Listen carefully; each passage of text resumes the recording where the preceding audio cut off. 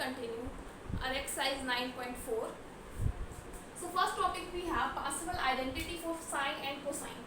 Simple Fourier transformation के लिए हमने नेक्स्ट वीडियो में पिछली वीडियो में कर लिया था. यहाँ पे हम साइन एंड कोसाइन के लिए बात करेंगे.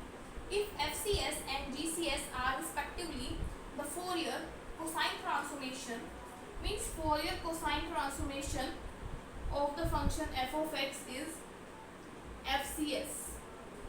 Fourier sine transformation of the function f of x is FSS. एक f दे रखा है, एक g दे रखा है. कोसाइन में आपको दे रखा है, तो यहाँ पे दे रखा है GCS. Then we have to show that 2 by pi 0 से infinity FCS GCS की वैल्यू हमारे पास ये प्रेजेंट होगी.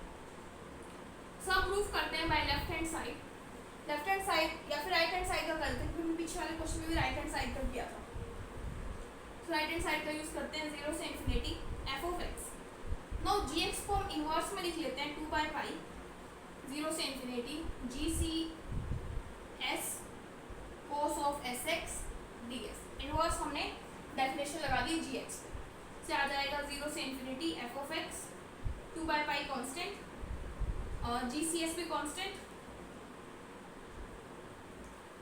नाउ बेसिकली हम यहाँ पे क्या करेंगे, dx भी यहाँ पे पड़ा है, हम यहाँ पे ऑर्डर ऑफ इंटीग्रेशन चेंज करेंगे. मतलब पहले dx लिखेंगे फिर ds. 0 से infinity f of x cos of sx. Now this can be written as Fourier cosine transformation of the function f of x, and Fourier cosine transformation is noted by FCS. तो 0 से infinity GCS FCS ds ये पूरा change हो जाएगा और ये 2 by pi आ जाएगा. Basically हमारे पास right hand side is equal to your left hand side. Second part के लिए जैसे हमने पिछले क्वेश्चन में किया था, आपको पुट करना है f of x को equal to g of x. So f of x को g of x equal proof करेंगे तो यहाँ पे बन जाएगा हमारे पास f of x का होल स्क्वायर 0 से इन्फिनिटी. राइट हैंड साइड में बन जाएगा, देखिए GCS बेसिकली हमारे पास क्या है, फोरियर कोसाइन ट्रांसफॉर्मेशन gx का. अब यहाँ पे gx की जगह आ जाएगा f of x, क्योंकि gx fx इक्वल है, तो देयरफॉर राइट हैंड साइड भी इक्वल हो जाएंगी. राइट हैंड साइड में आ जाएगा 2 by pi 0 से इन्फिनिटी fc बार s का whole square ds. This is the answer that we have to prove.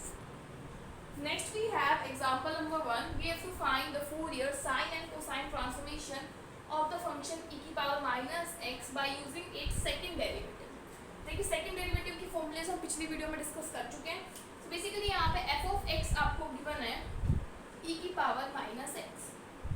So f dash x आ जाएगा माइनस m e की power minus mx. f double dash x आ जाएगा m square e की power minus mx. सो हमारा जो next step है वो क्या रहेगा, इसके अंदर वैल्यू पुट करना. So Fourier sine transformation of m square e की power minus mx is equal to minus s Fourier sine transformation of e की power minus x f of 0 means यहाँ पे अगर हम 0 पुट करें वैल्यू फंक्शन के अंदर, सो e की power 0 is 1, so it will come out your simple s. So from here further we can write as. Now basically हमें यहाँ पे Fourier sine transformation find out करना है e की पावर माइनस mx का. देखिए जहाँ क्वेश्चन में ना यहाँ पे s स्क्वायर गिवन है, फॉर्मूले में s स्क्वायर होता है. सो फोरियर साइन ट्रांसफॉर्मेशन की बात करें e की पावर माइनस mx का डेफिनेशन लगाते हैं 0 से इन्फिनिटी e की power minus mx sine sx dx. तो साइन में बेसिकली क्या होता है, हमारा जो कोफिशिएंट होता है, हमारा कोफिशिएंट क्या है यहाँ पे देखिए, अगर हम यहाँ पे डेफिनेशन की बात करें Fourier sine transformation of s e की पावर माइनस mx हमें कैलकुलेट करना है. तो बेसिकली कुछ करने की जरूरत नहीं है. देखिए यहाँ पे इसकी वैल्यू भी निकालने की जरूरत नहीं, क्योंकि हमें इसका यूज करना है ना सेकंड का.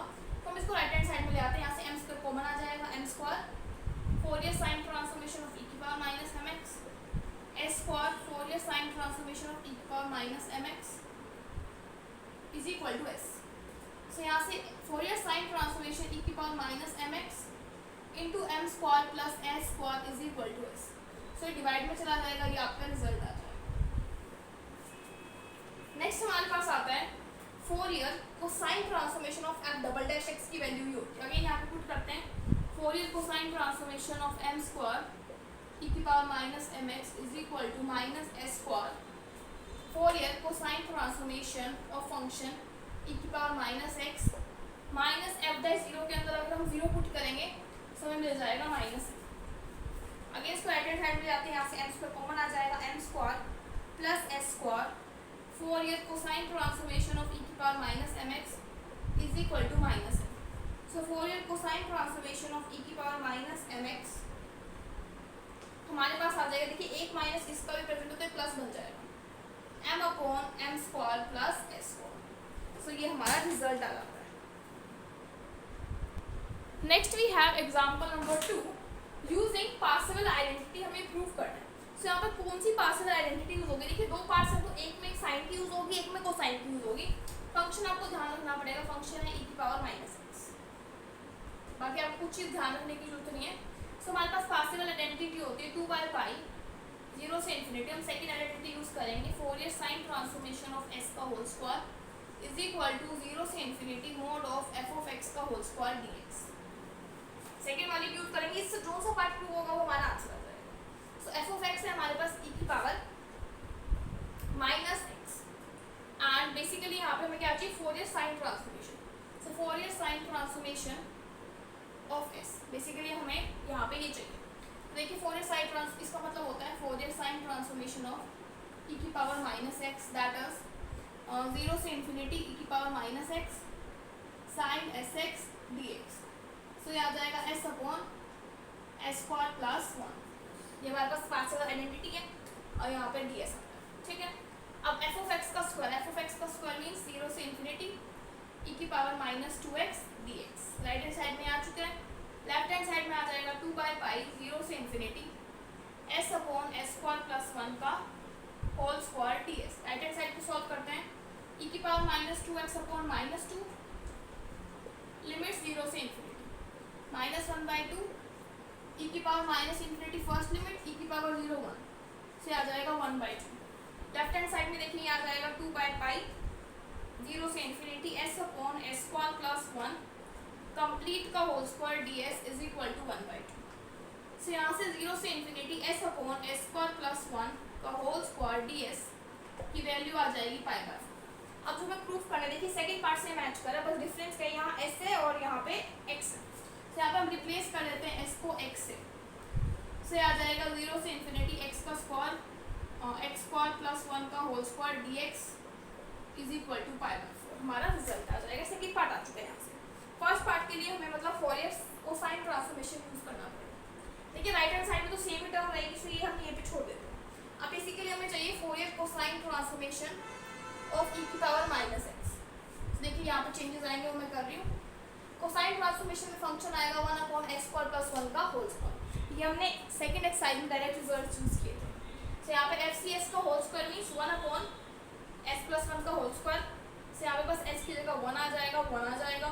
फर्दर हम एस को एक्स से रिप्लेस करेंगे, सो ये एक्स स्क्वायर प्लस 1 का होल स्क्वायर। सो ये फर्स्ट पार्ट प्रूव हो जाएगा हमारे पास, थोड़ा सा ही चेंजेस क्वेश्चन में। So by this exercise is completed. In the next video will discuss next exercise.